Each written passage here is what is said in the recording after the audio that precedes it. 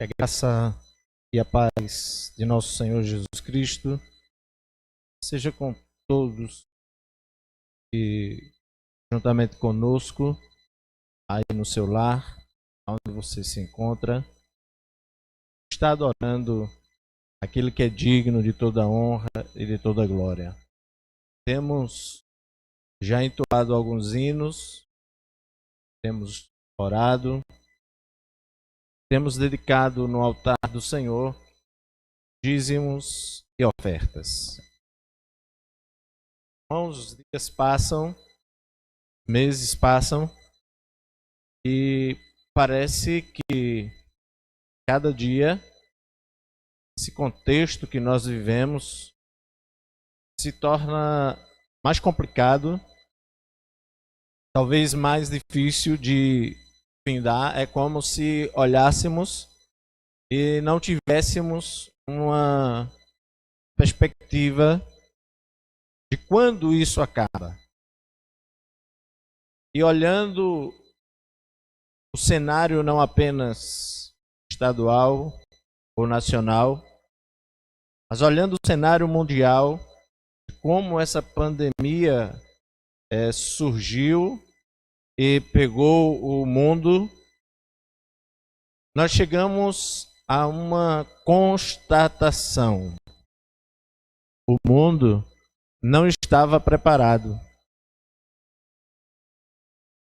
Mas a palavra que eu quero compartilhar com você nesta noite é que nós devemos estar preparados para toda e qualquer circunstância.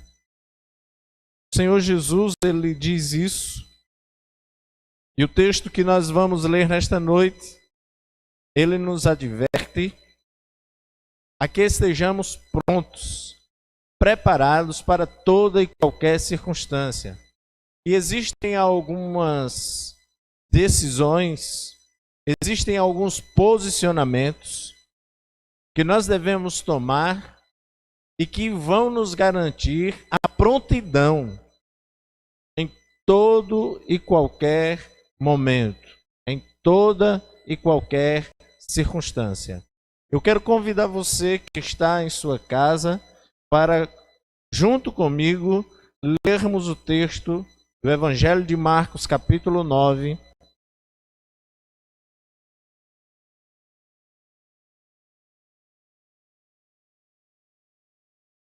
Eu quero ler a partir dos versículos 14. Esse texto nos traz uma história que os três evangelhos sinóticos narram.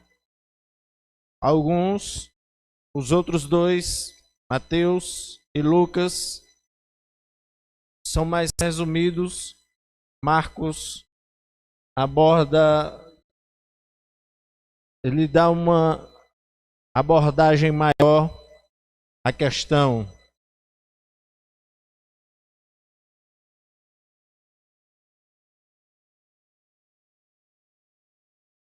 Marcos capítulo 9, dos versículos 14 em diante, nós lemos assim: Quando chegaram aonde estavam os outros discípulos, viram uma grande multidão ao redor deles e os mestres da lei discutindo com eles. Logo que todo o povo viu Jesus, ficou muito surpreso e correu para saudá-lo. Perguntou Jesus: O que vocês estão discutindo? Um homem no meio da multidão respondeu: Mestre, eu te trouxe o meu filho, que está com um espírito que o impede de falar. Aonde quer que eu apanhe, joga-o no chão, ele espuma pela boca, range os dentes e fica rígido. Pedi aos teus discípulos que expulsassem o espírito, mas eles não conseguiram. Respondeu Jesus: Ó geração incrédula, até quando estarei com vocês? Até quando terei que suportá-los? Tragam o meu menino. Então eles o trouxeram. Quando o espírito viu Jesus, imediatamente causou uma convulsão no menino. Este caiu no chão e começou a rolar, espumando pela boca. Jesus perguntou ao pai do menino: há quanto tempo ele está assim? Desde a infância, respondeu ele. Muitas vezes esse espírito o tem lançado no fogo e na água para matá-lo.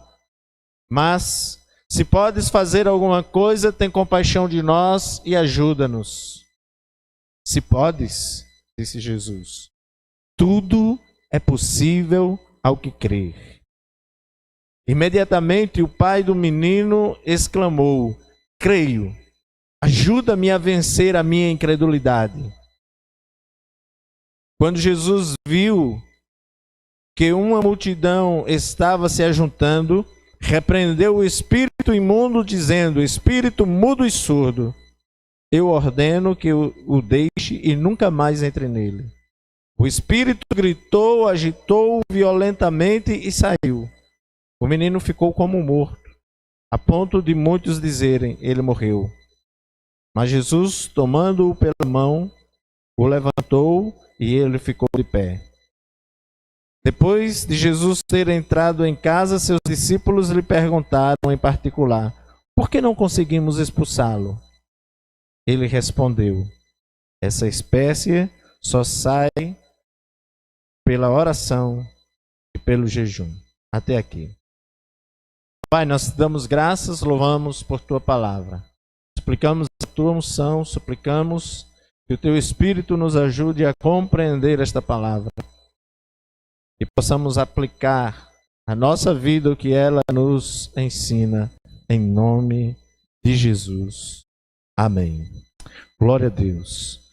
Queridos irmãos, esse texto nos narra algo que estava tirando a paz e o sossego de uma família. Esse texto narra o quanto um pai estava aflito. E aquele pai certamente representava ali toda a aflição de uma família. E não apenas naquele momento em especial a aflição de uma família, como também a aflição de muitos amigos daquela família e naquele momento em especial também daquele grupo de discípulos que estavam ali ao pé do monte. A palavra de Deus diz que Jesus, no dia anterior, havia subido ao monte, juntamente com outros 3 discípulos, Pedro, Tiago e João. E diz a Bíblia que naquele monte ele se transfigurou diante dos discípulos, a ponto de suas roupas ficarem brilhantes, muito mais que o sol ao meio-dia. E eles não conseguiam fitar os olhos em Jesus, apenas contemplavam a sua glória. E eles perceberam que apareceram 2 personagens que logo foram identificados como Moisés e Elias, conversando com o Senhor. Então Pedro antecipou-se e disse: Senhor, este lugar é bom.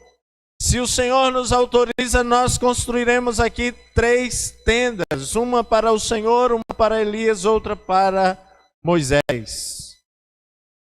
Então uma nuvem envolveu a todos que estavam ali e eles ouviram a voz que dizia: este é o meu filho amado, a ele escutai. E eles prontamente ficaram emudecidos, até que toda aquela cena, até que todo aquele momento de glória passou. A Bíblia não diz em que hora do dia eles subiram ao monte, mas a Bíblia diz que eles só desceram do monte no outro dia. E no outro dia, quando eles descem o monte, eles escutam, eles percebem que que os outros discípulos estavam sendo oprimidos e estavam sendo inquiridos por uma multidão, mas principalmente pelos mestres, pelos doutores da lei. Afinal de contas, aqueles discípulos haviam sido abordados por um pai em desespero e muitos líderes religiosos haviam ido com aquele pai desesperado. Porque na verdade aquele pai foi à procura de Jesus, mas chegando ali ele não encontrou Jesus, mas encontrou alguns dos discípulos de Jesus que talvez tenham dito: o que você quer com o mestre? E o pai certamente falou da sua angústia, falou do problema que enfrentava já há muitos anos, e certamente falou àqueles discípulos que já havia tentado socorro para o seu filho em muitos lugares, porém todas as tentativas sem sucesso. Talvez você também tenha procurado solução para um problema, independente se o problema tem sido a Covid-19 ou qualquer outro problema na sua vida. Talvez exista um problema na sua vida que há muito você tenta superá-lo, você tenta vencê-lo e não consegue. E talvez você pensou em recorrer a Jesus, mas você tem encontrado outras pessoas que talvez digam para você que são pessoas que representam a Deus, que creem em Deus e que Deus pode agir através delas em seu favor. Os discípulos disseram para aquele pai: certamente, nós podemos resolver isso. Afinal de contas, nós já expulsamos demônios, nós já impusemos as mãos sobre os enfermos e eles ficaram curados. Muitos milagres Deus já operou através de nossa vida. Talvez eles disseram: nós estamos aptos para resolver este problema. E eu digo, eles deveriam estar aptos para resolver aquele problema. Mas a grande questão é que eles não conseguiram. Talvez tenham passado todo um dia, e não haviam conseguido resolver. E o pai agora estava aflito, porque apesar de não ter encontrado Jesus, os discípulos de Jesus, não foram aptos a resolver aquele problema. E agora os discípulos estavam sendo pressionados, inquiridos. Talvez naquele momento estivesse havendo um debate de ideias, de teologia, alguma coisa dessa natureza.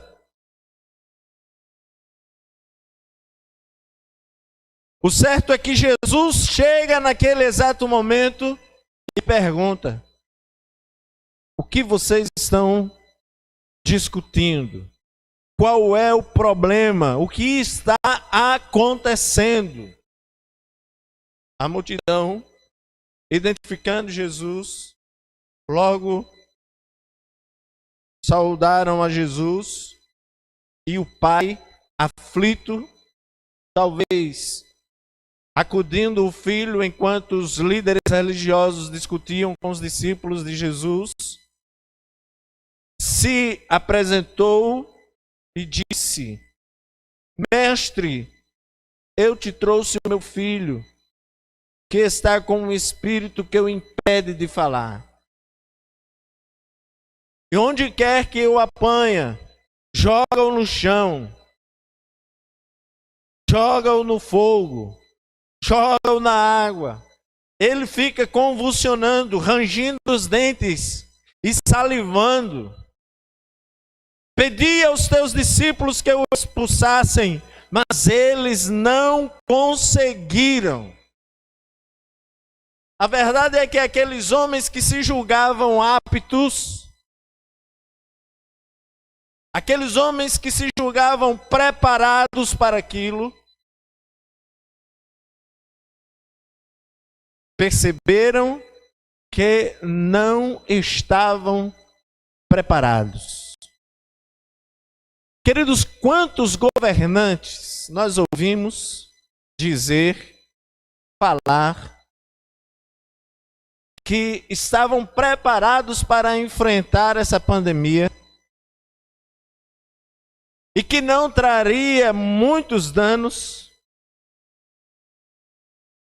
e que um fator de temperatura entre um estado e outro faria toda a diferença.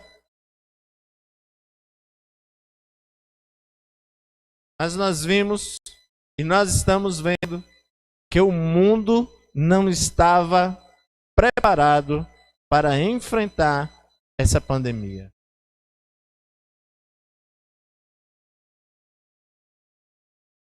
Mesmo com todo o aparato técnico, mesmo com todo o aparato financeiro de algumas grandes nações, e mesmo assim não estavam preparados.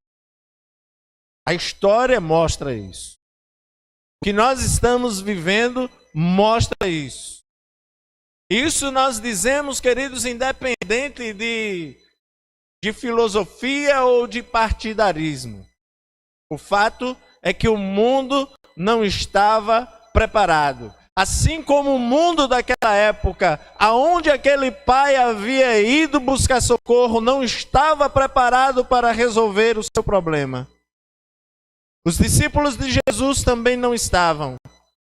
Mas nós devemos estar preparados para toda e qualquer circunstância, ainda que seja algo novo e inusitado.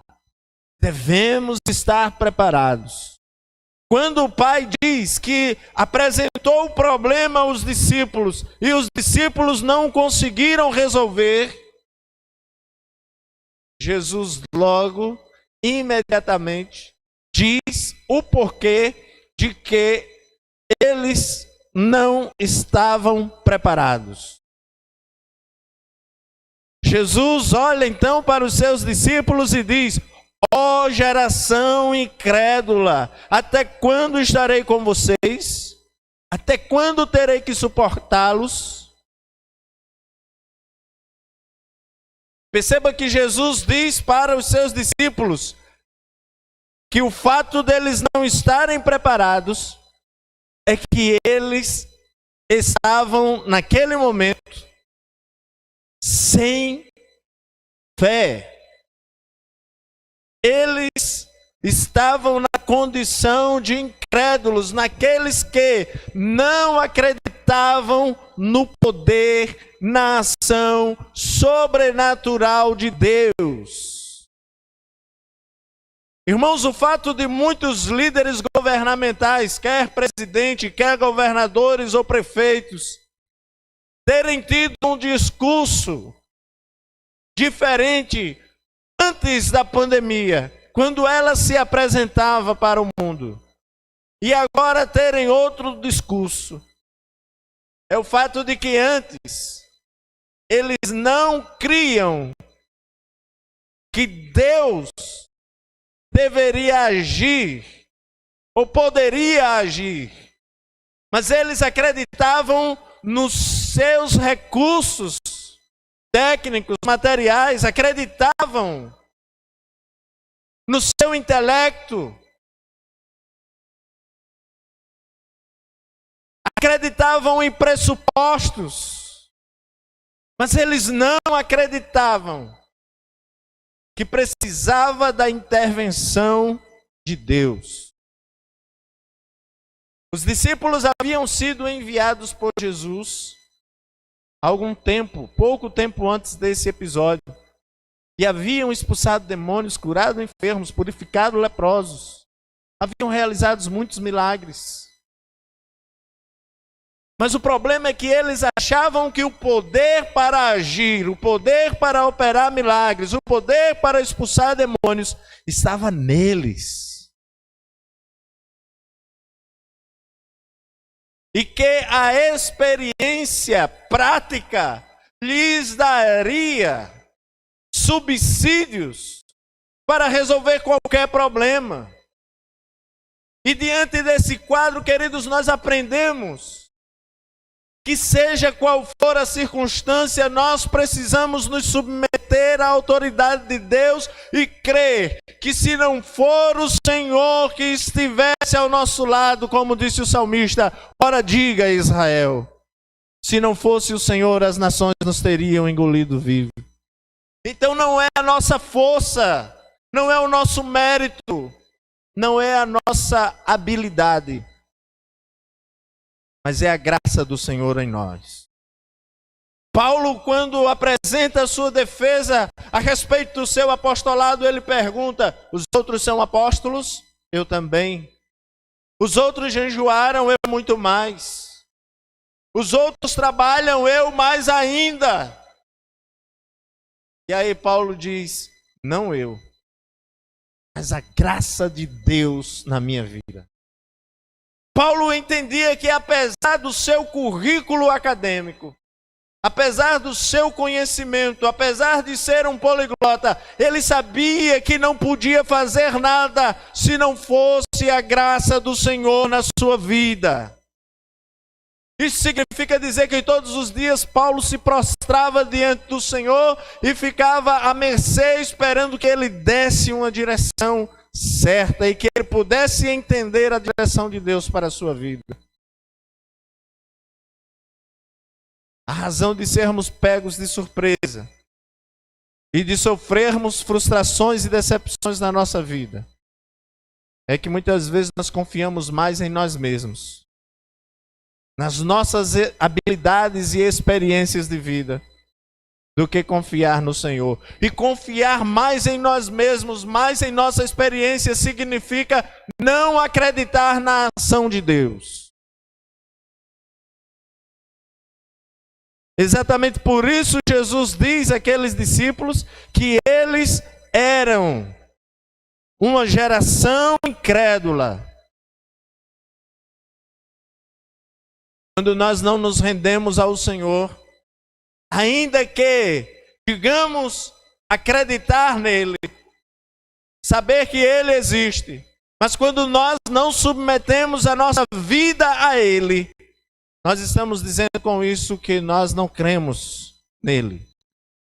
Uma coisa é saber que ele existe e uma coisa é entender que ele é o Deus Todo-Poderoso. A outra coisa é crer nele como Senhor na nossa vida, aquele que tem a palavra final em tudo na nossa vida. A maneira como nós agimos, como nós respondemos, como nós reagimos, determina se cremos ou não no Senhor.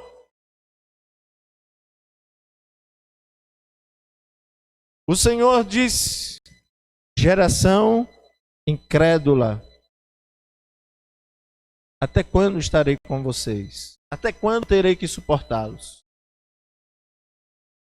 E então o Senhor Jesus disse ao pai daquele menino: traga o menino.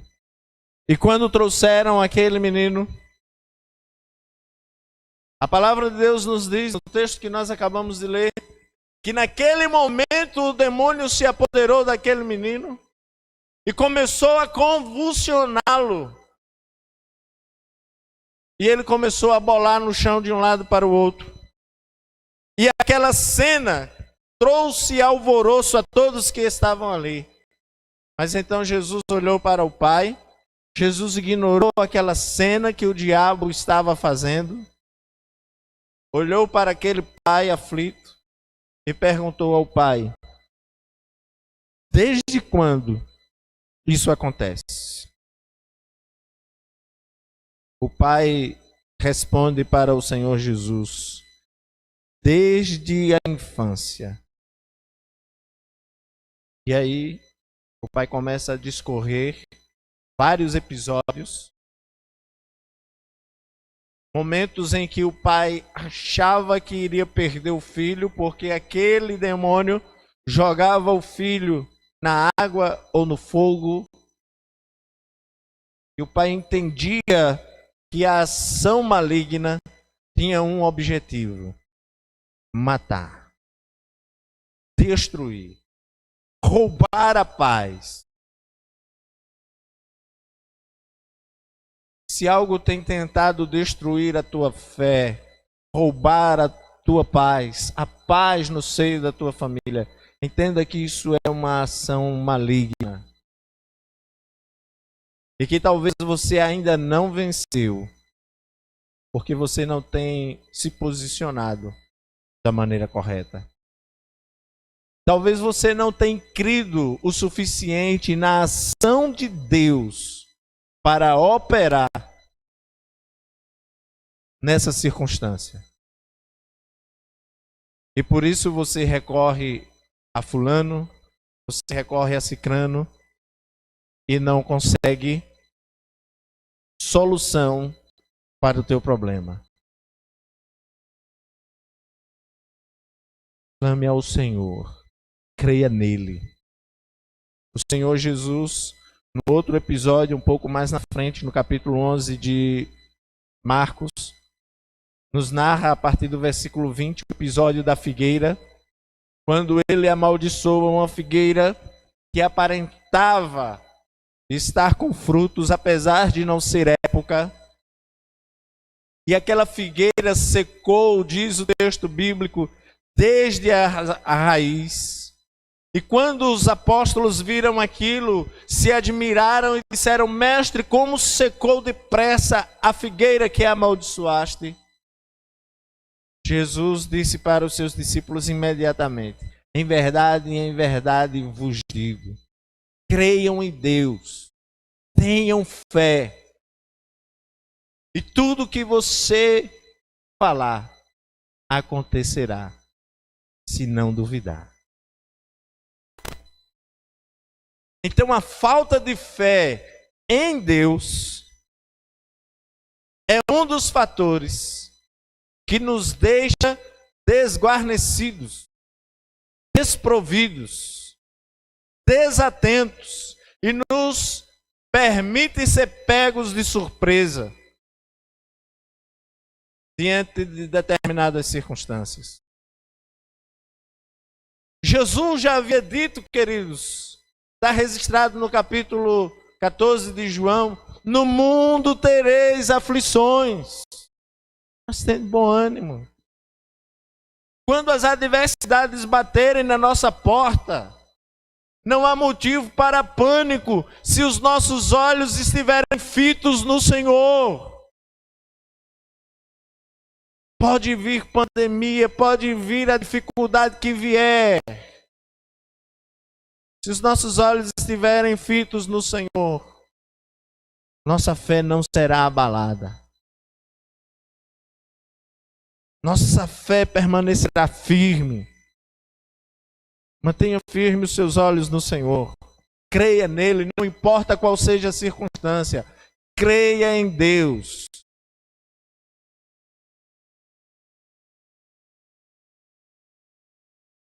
O pai, então, depois de dar o relato a Jesus, sem esperança alguma, afinal de contas já havia levado o seu filho a muitos líderes religiosos de sua época. Afinal de contas já havia levado o seu filho, bem recente, aos discípulos de Jesus, homens experientes que já haviam expulsado outros demônios. Agora o pai olha para Jesus depois de dar o relato histórico de seu filho e diz: mas se podes fazer alguma coisa, tem compaixão de nós e ajuda-nos. A aflição de alma daquele pai, o desespero que ele enfrentava. Ele diz ao seu pai: eu já não sei mais no que acreditar. Eu não sei mais quem pode dar resposta, solução para esse problema. Se tu podes fazer alguma coisa, ajuda-nos. Jesus olha para aquele pai e diz: se podes.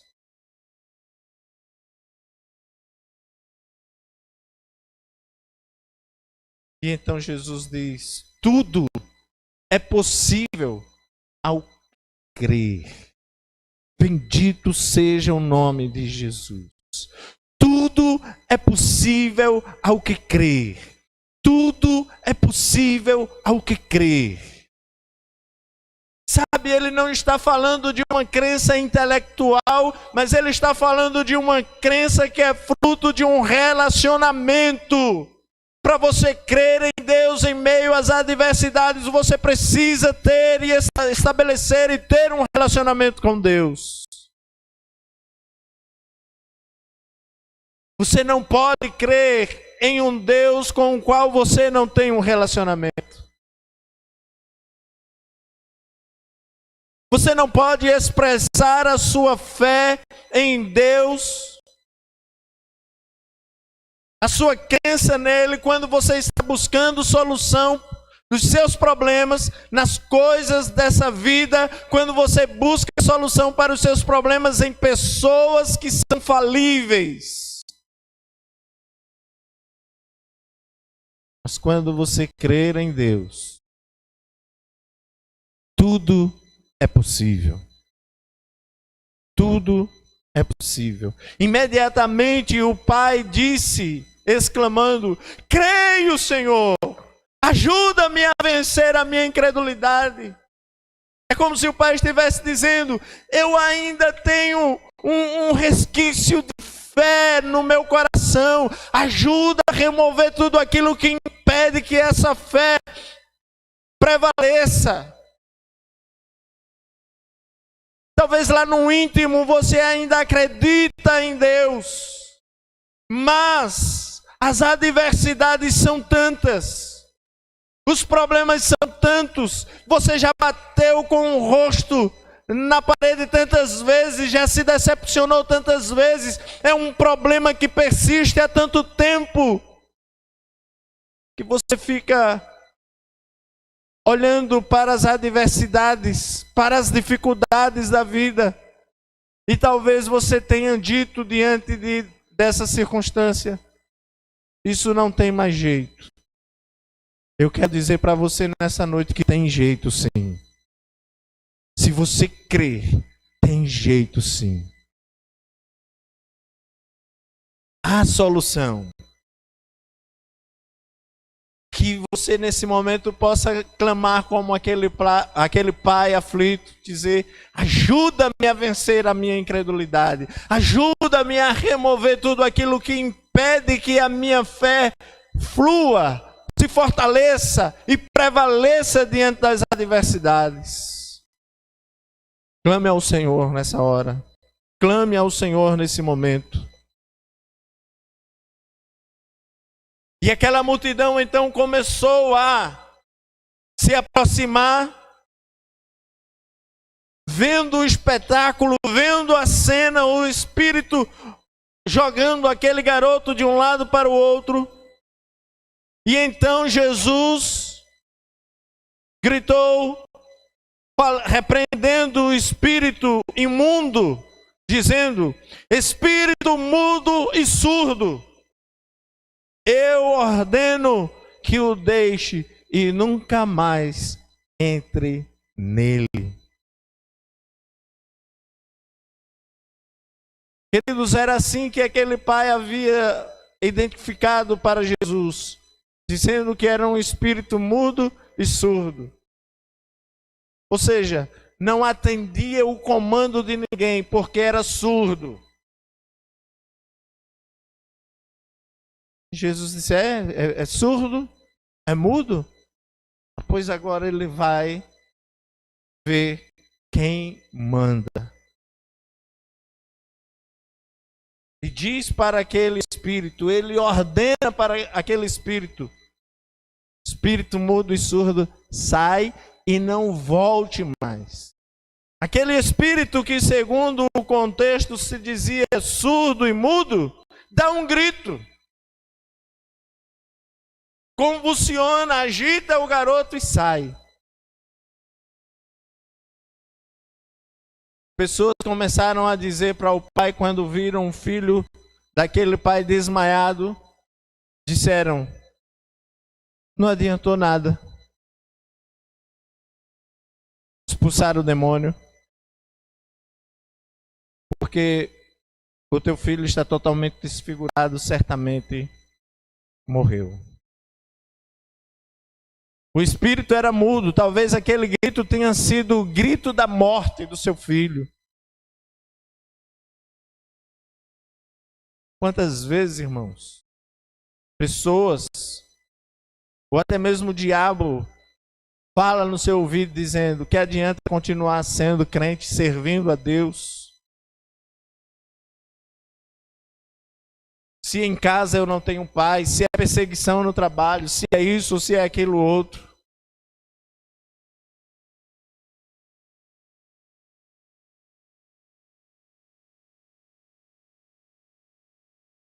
A Bíblia diz que Jesus imediatamente tomou o menino pela mão, o levantou e ele ficou de pé e entregou ao seu pai. E então Jesus se retirou com os seus discípulos. E quando Jesus chegou em casa com os seus discípulos imediatamente foram procurar saber com Jesus: mestre, por que nós não conseguimos? Jesus já havia dito que a incredulidade deles, quando nós passamos a crer mais em nós mesmos e em terceiros, nós nos tornamos incrédulos quanto à ação de Deus. Mas agora, Jesus diz uma outra atitude que faltou naqueles discípulos. Jesus disse: essa espécie só sai pela oração e jejum. Numa outra versão bíblica diz essa casta. E o interessante é que durante muitos anos, em várias ocasiões, eu fui inquirido por algumas pessoas quando diziam que para expulsar um demônio precisava de consagração. Porque tem casta que só sai com jejum e oração. E eu então perguntava: qual é a casta que só sai com jejum e oração?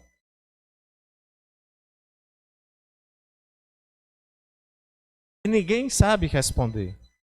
Porque Jesus não está falando, queridos, de uma casta específica entre os muitos demônios. Mas Jesus está falando de um contexto genérico de espíritos malignos, de ação maligna. Ou seja, qualquer tipo de demônio. E na verdade, os manuscritos, os melhores manuscritos do Novo Testamento não trazem oração e jejum. Eles trazem apenas oração. Poucos são os manuscritos que trazem e estão na maioria das Bíblias, oração e jejum. A Nova Almeida atualizada, ela traz o que a maioria dos manuscritos dizem. Esses demônios não saem senão através da oração. Mas vamos entender que oração e jejum, porque jejuar não faz mal a ninguém. O que o Senhor diz aos discípulos é que os demônios só se submetiam a uma autoridade de pessoas que tivessem uma vida de oração. Então, se não tem uma vida de oração, queridos, não tem circunstância, não tem demônio, não tem circunstância adversa que possa ser superada se você não tem uma vida de oração. Porque uma vida de oração, querido, me faz entender exatamente quem eu sou, um ser limitado e dependente. Limitado porque não posso ir além do que Deus me permite, e dependente porque reconheço que Deus está acima de mim e que dependo totalmente dele. O Senhor Jesus Cristo, falando a respeito da oração lá no capítulo 6 de Mateus, ensinando os seus discípulos a oração, ele diz o seguinte: Pai nosso que está nos céus, santificado seja o teu nome. Perceba que quem tem uma vida de oração inicia a sua oração reconhecendo que Deus está assentado no mais alto dos céus, reinando e governando sobre tudo e sobre todos. Santificado seja o teu nome, ou seja, eu entendo que Ele é digno de todo louvor, de toda adoração. Ele diz: venha o teu reino e seja feita a tua vontade aqui na terra como é feita nos céus.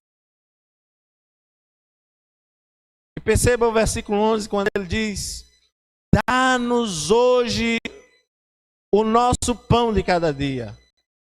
Ou o pão nosso de cada dia, dá-nos hoje, depende da versão bíblica. E o que é que ele está dizendo com isso? Que todos os dias, não importa se eu tenho trabalho, porque muitas vezes por estarmos empregados, por termos uma fonte de renda certa, nós fazemos planos para o nosso futuro em cima do nosso orçamento, em cima daquilo que nós vamos receber no final do mês. E muitas vezes nós gastamos até mais do que o nosso salário.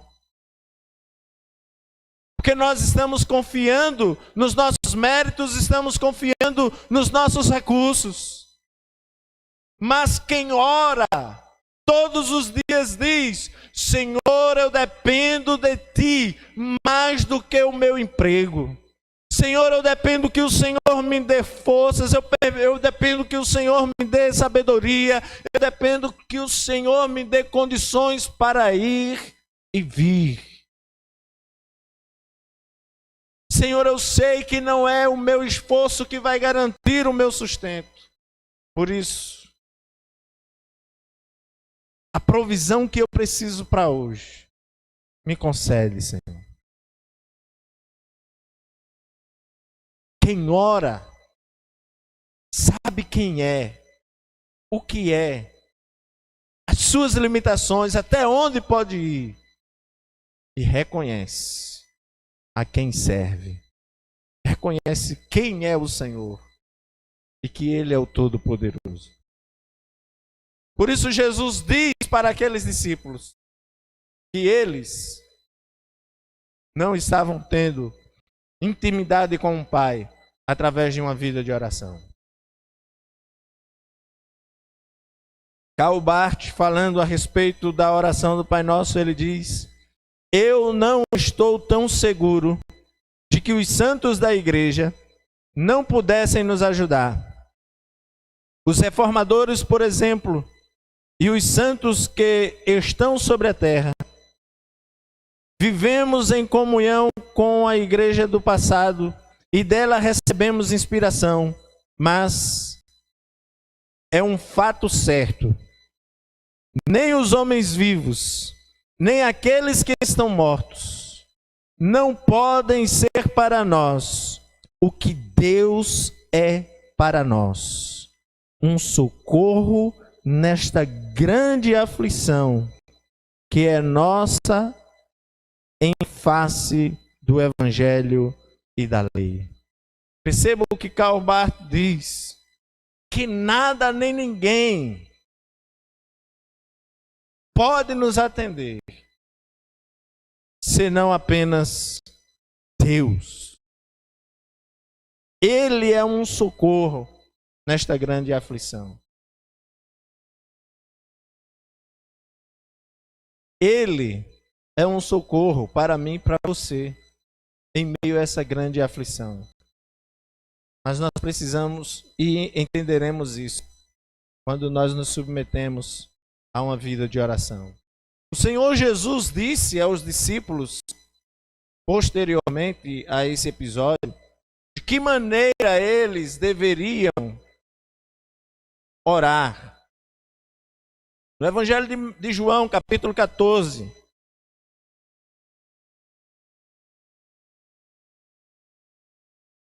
os versículos 12, 13 e 14, ele diz assim: digo-lhes a verdade, aquele que crê em mim, fará também as obras que tenho realizado. Fará coisas ainda maiores do que estas, porque estou indo para o Pai. E eu farei o que vocês pedirem em meu nome, para que o Pai seja glorificado no Filho. O que vocês pedirem em meu nome, eu farei. Então perceba que o Senhor Jesus censura a incredulidade daqueles discípulos e diz que aquela incredulidade é por falta de uma vida de oração. Ah, queridos, essa pandemia que se abateu e está se abatendo sobre todo o mundo, nós temos visto tantos países, presidentes, conclamar o povo para orar e buscar a face do Senhor. E muitas vezes nós percebemos crentes que deveriam estar buscando a face do Senhor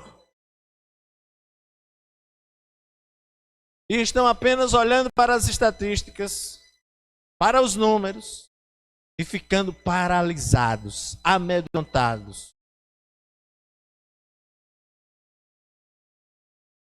Outros que buscam a face do Senhor apenas para obter o favor dele.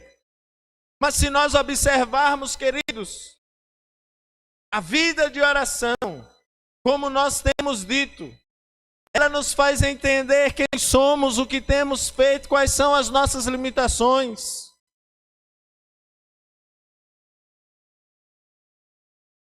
A palavra de Deus nos diz lá em 2 Crônicas, capítulo 7, texto bastante conhecido, e eu quero chamar a sua atenção para esta palavra. 2 Crônicas, capítulo 7.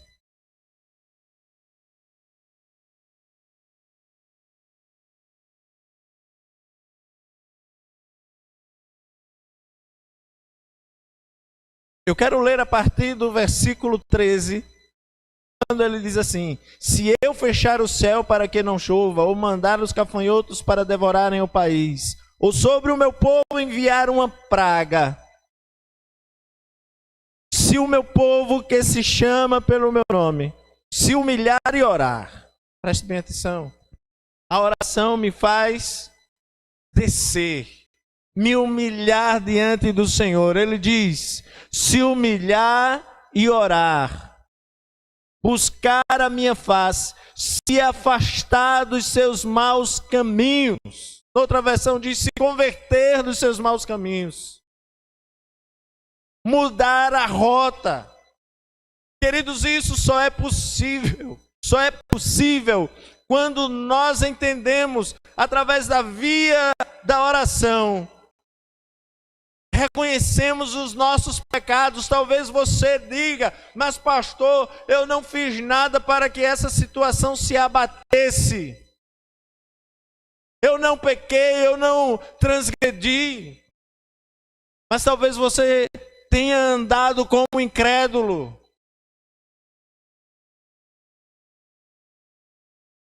Outros talvez tenham cometido outros pecados diferentes dos seus. Mas perceba que quando o povo entende o que está se abatendo, é preciso que haja arrependimento. Ele diz: se humilhar e orar, buscar a minha face, se afastar dos seus maus caminhos, eu dos céus ouvirei, perdoarei o seu pecado e sararei a sua terra. Nabucodonosor invadiu Jerusalém e levou muitos para o cativeiro. E entre esses muitos foram Daniel e os seus 3 amigos, Sadraque, Mesaque e Abednego. E alguns anos depois, no cativeiro, Daniel queria entender o porquê de estar no cativeiro. Afinal, ele havia sido levado ainda jovem. E lendo o profeta Jeremias, Daniel chegou a uma constatação. E aí Daniel dobra-se diante do Senhor e começa a jejuar e orar. E pedir perdão a Deus. E Daniel diz: nós pecamos, Senhor, e fizemos ao que os teus olhos era mal. E começa a se arrepender diante do Senhor. Irmãos, parece que o povo nos nossos dias só sabe fazer a oração de petição. Senhor, eu quero a cura. Senhor, eu quero o emprego. Senhor, eu quero isso. Senhor, me dá aquilo outro. Senhor, isso. Senhor, aquilo outro. E não consegue olhar para si. A oração de muitos hoje é fazer de Deus um garçom. Quando você está num restaurante, numa pizzaria, você levanta a mão, garçom, um refrigerante, garçom, uma pizza, garçom, garçom, garçom.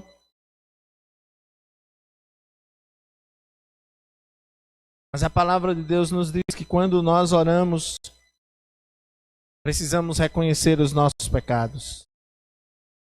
Jesus está dizendo para aqueles discípulos: o fato de vocês não estarem preparados é que vocês foram incrédulos, confiaram mais em vocês mesmos. E o segundo fato é que vocês não nutriram uma vida de oração. Não buscaram um relacionamento, intimidade com o Pai através da oração.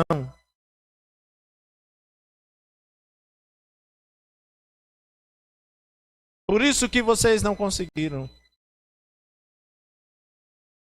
E aí, no texto de João que acabamos de ler, o Senhor Jesus disse: se você orar no meu nome, pedir no meu nome, eu darei, para que o Pai seja glorificado. Então preste bem atenção, a minha oração não deve ser para satisfazer o meu ego, mas para promover a glória de Deus. Aqueles discípulos estavam tentando promover o seu nome, se autopromover. Mas a oração atendida serve para a promoção da glória de Deus. Paulo, escrevendo aos Tessalonicenses, ele diz: orai sem cessar. Orem continuamente. Quantas vezes por dia você para orar? E quando você para, se você para orar, quanto tempo você investe em oração? Se nós não investimos tempo em oração com Deus, irmãos, nós não creremos no seu poder para agir em nosso favor. Consequentemente, seremos pegos de surpresa diante das lutas e adversidades que surgem. Mas quando nós oramos, temos intimidade com Deus, passaremos a conhecer intimamente o Senhor. E então, nenhuma adversidade, por maior que seja, nos pegará de surpresas. Porque conosco está aquele que criou os céus e a terra. Aquele que com uma palavra ordena e os ventos se acalmam. Aquele que com uma palavra apenas cura o filho de um centurião. Aquele que com uma palavra apenas chama de volta à vida quem já está em decomposição. Aquele que com apenas uma palavra trouxe ordem ao caos, criando de forma ordeira todas as coisas e colocando todas elas em ordem. Quando nós temos uma vida de oração, mais que perceber os problemas, as dificuldades da vida, conhecemos aquele que traz solução para todos os problemas da vida. Eu quero dizer para você que Jesus, Deus, é aquele que pode resolver todo e qualquer problema na sua vida. E que, à medida em que você estreita o seu relacionamento com Ele em oração, clamando em nome de Jesus, você não será pego de surpresa por nenhuma adversidade.